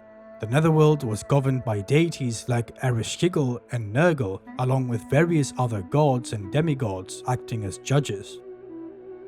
Life after death was seen as a dismal reflection of earthly existence, mostly devoid of joy and light. Regardless of rituals and prayers aimed at ensuring the well-being of the deceased, the overall outlook was mostly pessimistic, with little expectation of a blissful afterlife. The deceased were thought to continue needing material provisions similar to those of the living, and the social hierarchies of the living world were mirrored in the underworld. Despite their grim view of the afterlife, the Sumerians placed great emphasis on ritual and piety during life. Continuous devotion and lamentation were considered appropriate responses to suffering and misfortune, in the hope that the gods might eventually hear and respond favorably. This religious framework highlighted the importance of maintaining the gods' favor through strict adherence to ritual practices and ethical behavior. Ultimately, the Sumerian worldview was one of dutiful service to capricious gods, where human existence was fraught with uncertainty. On a more bright note, the Sumerians believed that the gods brought order out of chaos, thereby fostering civilization.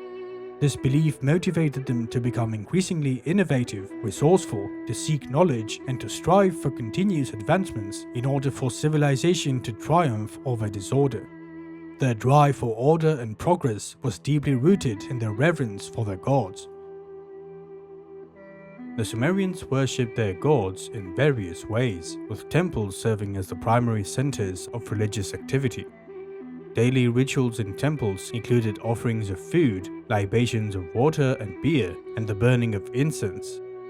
The construction and renovation of temples were marked by elaborate ceremonies and rituals reflecting the high esteem in which these structures were held. As we mentioned, Sumerian temples functioned not only as religious centers, but also as hubs of economic and administrative activity. temple personnel included a variety of priests and officials. The administrative head, known as Sangha, oversaw the temple's buildings and finances, while the spiritual leader, the En, was in charge of the rituals. Depending on the deity served, the role of En could be filled by either a man or a woman. Typically, if the temple was dedicated to a female deity, the En would be male. Alternatively, if it was dedicated to a male deity, the En would be female, often the daughter of the king. Below the En were various priestly classes, each with specific, though often unknown to us, responsibilities. Many priests also served as temple singers, musicians, and poets, as music, especially hymns, played a significant role in Sumerian worship practices. Special feasts and holidays featured spectacular ceremonies, with numerous festivals celebrated throughout the year, often tied to agricultural cycles or significant mythological events. Regular monthly feasts coincided with lunar phases, and the New Year holiday held particular significance. The Sumerians used the lunar calendar and were the first ones to divide the year into 12 months. In addition to temple ceremonies and official celebrations, individuals were expected to pray to the gods and offer libations in their own homes as part of personal religious practice. Another important aspect of Sumerian religion was the connection between a king and the gods. Kings were believed to have a divine right to rule granted by the gods and were often seen as intermediaries between the human and the divine realm, though not as gods themselves, except in rare cases. Kings frequently proclaimed that it was Enlil who bestowed kingship upon them, and they held Enlil along with their city's patron deity in the highest regard above all other gods. As previously mentioned, the king was expected to perform various rituals and offerings, including libations, prayers, and a pilgrimage to the temple of Enlil in Nippur. Additionally, he was responsible for building new temples or reconstructing old ones. During the New Year festivities, a king would perform the sacred wedding ritual, a symbolic marriage between the king and the priestess representing the goddess Inanna. This ritual was believed to ensure the fertility and prosperity of the land. Kings were also thought to be nurtured by the milk of the mother goddess Ninhursag. Sumerian kings were sometimes deified or became legendary heroes centuries after their deaths.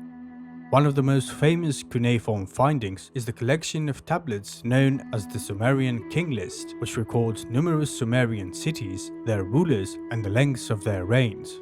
The text blends mythology, legend, and history. It begins with purely mythical, long-reigning kings, mentions the Great Flood, and then progresses to more realistic reigns. The further back in history, the more legendary and divine the kings were. Their names are often written with a determinative sign for deities, and temples were built in their honor.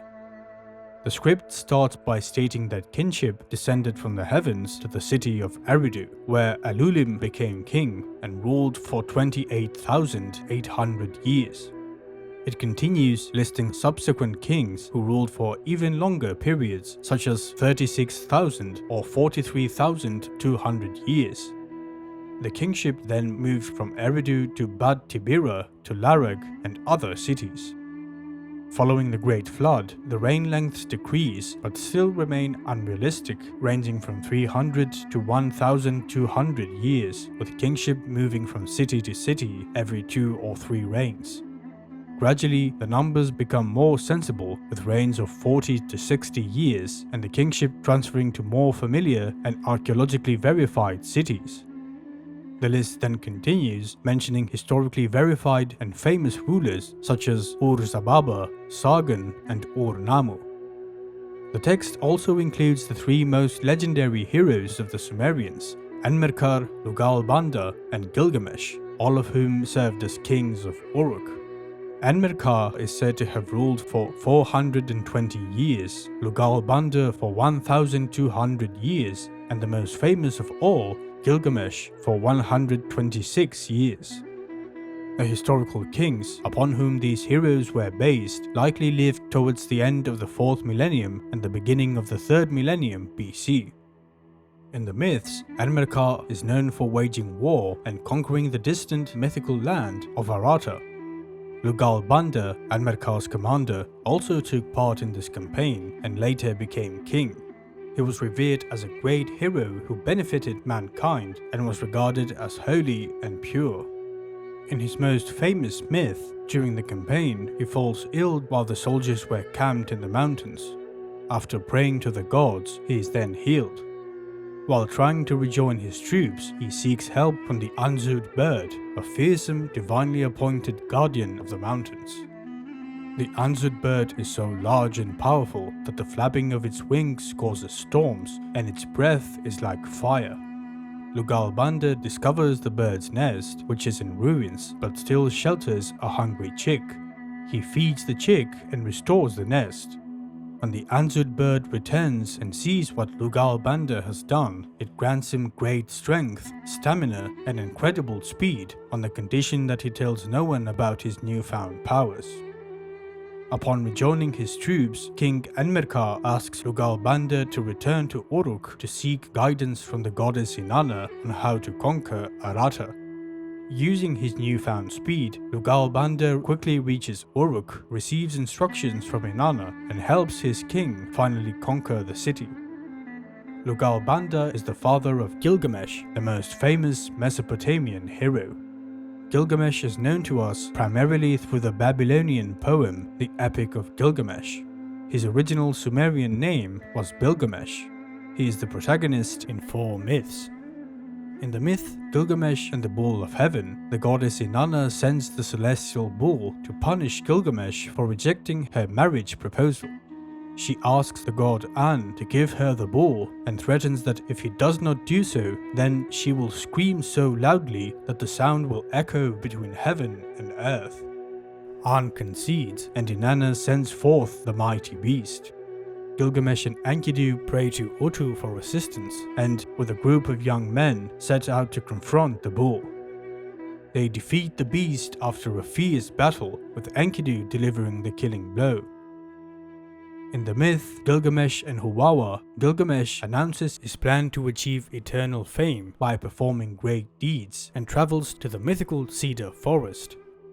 Despite the god Utu's permission only to enter the forest, Gilgamesh and Enkidu betray his trust by deceptively attacking and defeating the forest's guardian, Huwawa.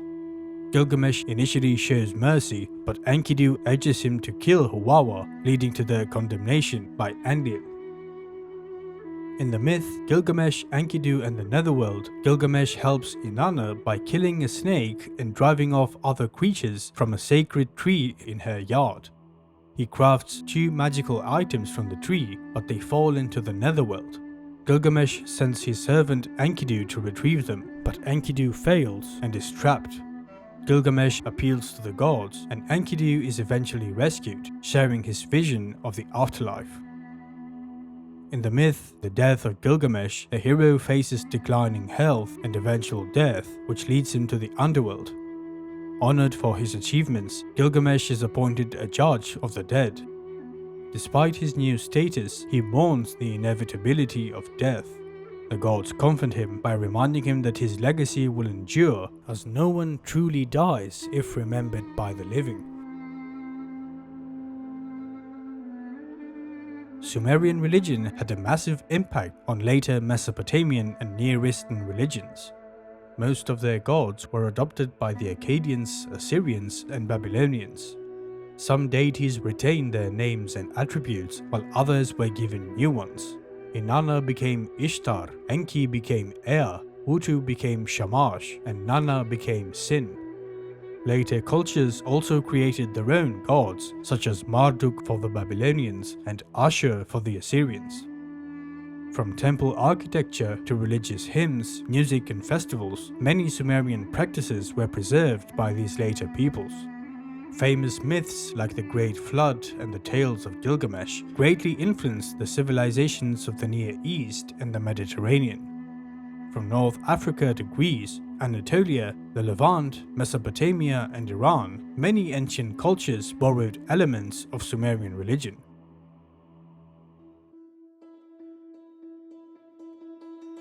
Over the past 2 centuries, archaeologists' excavations have uncovered thousands of Sumerian artworks, revealing a remarkable level of intricacy. In this section, we will focus on the most notable art styles of each period. Since the Sumerian civilization spanned thousands of years, their art transformed significantly over time. Starting with the Uruk period, a wide array of art forms emerged. Among these were the cylinder seals, intricately engraved to create impressions on clay. These cylinders were made from materials like stone, carnelian, lapis lazuli, bone, and ivory. They depicted scenes ranging from agriculture and religious practices to festivals, as well as mythological beings and gods. These artifacts offer insights into various aspects of Sumerian civilization during that era, and continue to do so for later periods as well. Additionally, there are many artworks that depict the priest kings of that era, distinguished by their long beards and hats. These priest kings are represented in statues crafted from limestone and alabaster, but they also appear on cylinder seals, knife handles, and vases. They are often portrayed with their hands clasped or engaged in activities such as feeding animals and wrestling with beasts. Animal life was a common theme in Sumerian art, featuring depictions of bulls, sheep, goats, and various mythological creatures. These animals were depicted on figurines crafted from limestone, as well as cylinder seals and other carved objects. One of the most renowned artifacts from that period is the Uruk limestone trough discovered in the temple of Inanna in Uruk. Dating back to around 3300 to 3000 BC, it likely served a religious rather than practical purpose. The carvings on it portray a procession of sheep with a reed hut at the center. During the Uruk period, religious artifacts held a prominent place in Sumerian art. 2 in particular are the most famous. The first is the Warka vase, a vessel made from alabaster discovered in the temple of Inanna in Uruk. It features 3 tires. At the bottom, scenes of grains, vegetation, and a procession of oxen and sheep. In the middle, men carrying offerings of foods. And at the top, a complex scene depicting men and women, likely priests, against the backdrop of a temple.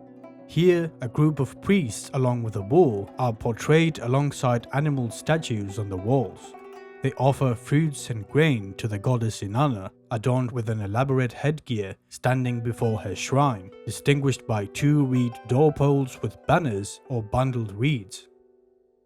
The second artifact is the famous Mask of Warka, the first almost complete life-size depiction of a human face. Made from white marble, its eyes and eyebrows were inlaid with shells for the wides and lapis lazuli for the pupils, and its ears had holes for earrings. The mask likely represents the face of the goddess Inanna and was originally part of a full-size wooden statue. The head would have been adorned with facial paint and a large wig. As for the temple architecture and art, interior walls and columns were adorned with cone mosaics, a unique decorative method invented in Uruk, as we mentioned earlier in the video. Artisans embedded thousands of baked clay cones into wet plaster and then placed them on the walls and columns, with the tips forming multicolored designs. For the exteriors of ziggurats, they used patterns made of plain and colored bricks in order to create interesting visual effects. Next is the early Dynastic period, a time when art truly flourished in Sumer, evidenced by the discovery of thousands of artifacts. During this period, sculpture became more complex and abundant, featuring both statues and figurines. The Sumerians also advanced metalworking, creating sophisticated artworks from gold, silver, copper, and electrum, often inlaid with materials such as shell and lapis lazuli.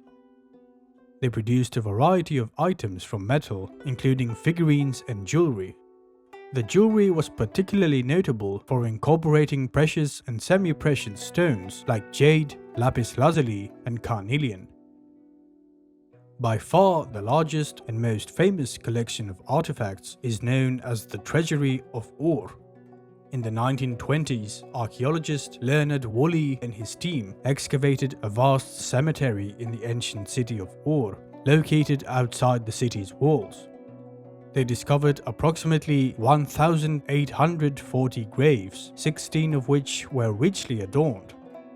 These royal tombs were arranged in a complex at the cemetery's deep center, and most of them date to approximately 2600 to 2450 BC.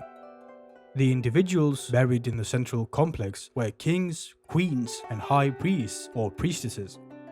Surrounding these elite figures were the remains of numerous attendants, including soldiers, bodyguards, musicians, handmaidens, and household staff who were sacrificed to accompany the elites in death, either willingly or forcefully. The tombs also indicated the practice of animal sacrifices, particularly of oxen. The largest of these graves is known as the Great Death Pit, which contained 74 attendants, 6 men and 68 women. It is likely that no king or queen was buried here, as there was no sign of a constructed chamber. The 6 men were dressed as soldiers and presumably guarded the tomb, while the women were dressed in scarlet garments adorned with ornamental headdresses and an abundance of jewelry, including necklaces, earrings, and bracelets crafted from gold, lapis lazuli, silver, and carnelian.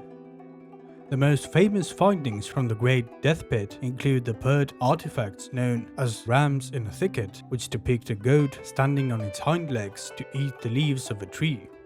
These figures, approximately 45 centimeters or 18 inches in height, were crafted from copper, lapis lazuli, and gold leaf. Their bases were decorated with a shell mosaic and were made of limestone and lapis lazuli. Other notable artifacts from this grave include musical instruments such as the silver harp and the bowed lyre, one adorned with a bull's head and the other with a silver stag. Another rich tomb was the grave of the king Meshkalamduk, where numerous artworks were discovered.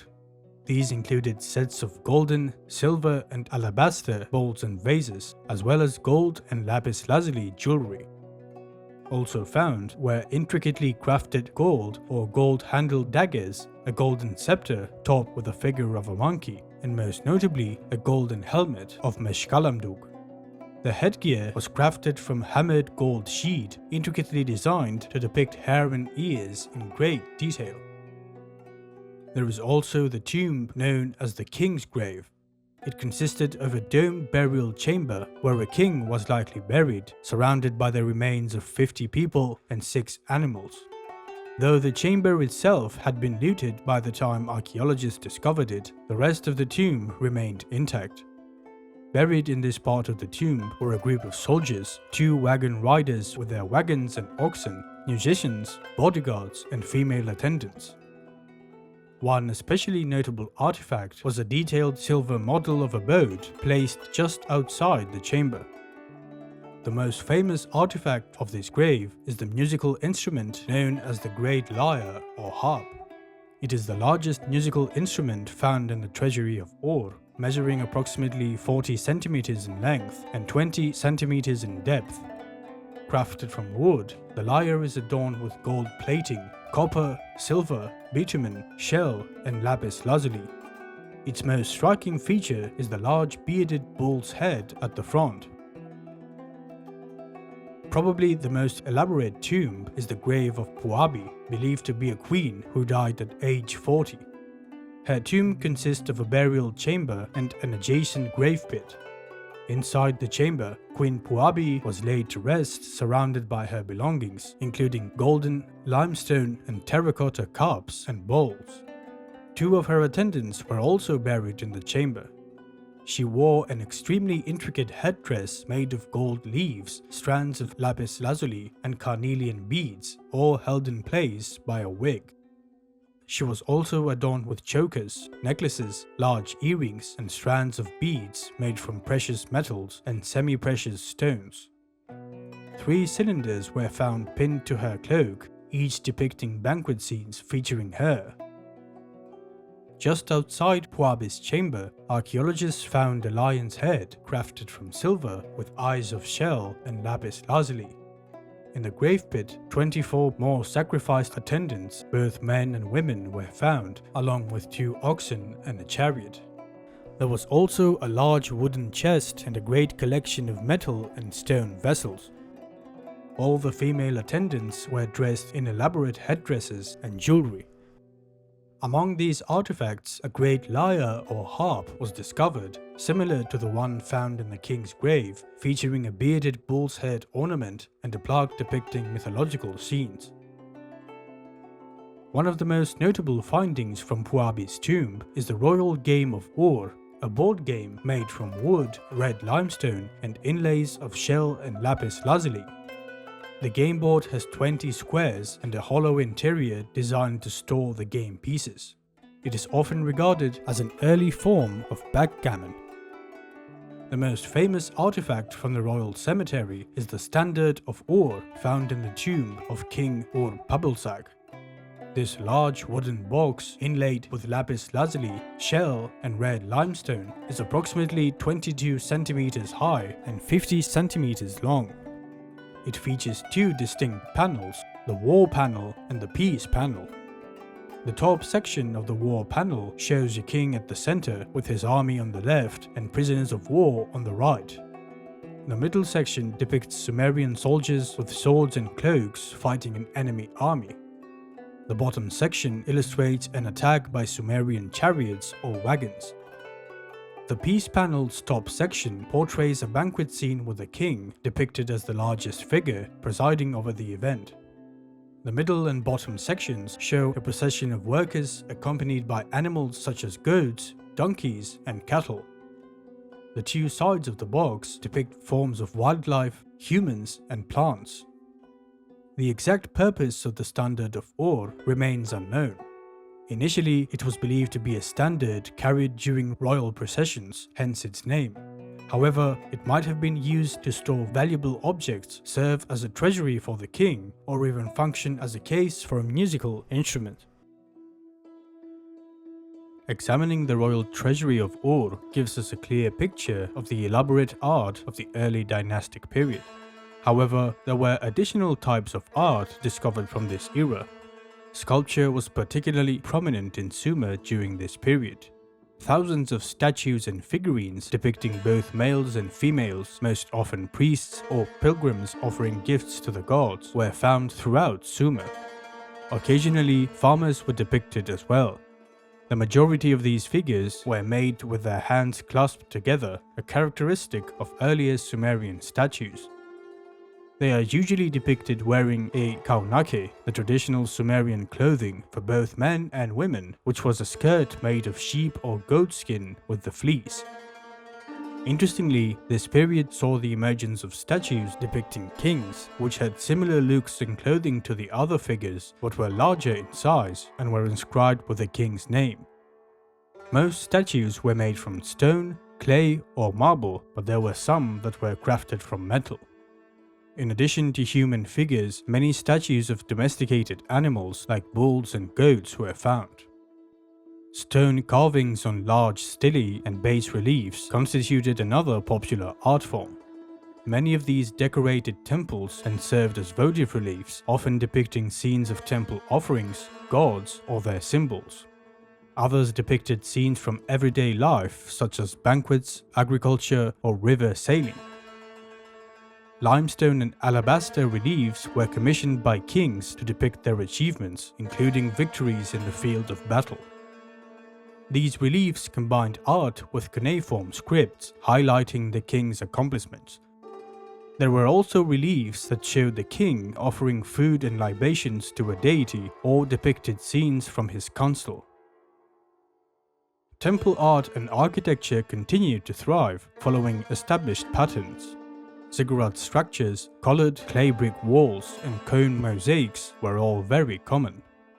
Additionally, hundreds of thousands of metalwork artifacts from this period were discovered, including necklaces, rings, and earrings primarily made from gold, carnelian, and lapis lazuli, among other materials. These pieces sometimes featured geometric motifs, as well as farm animals and mythological creatures.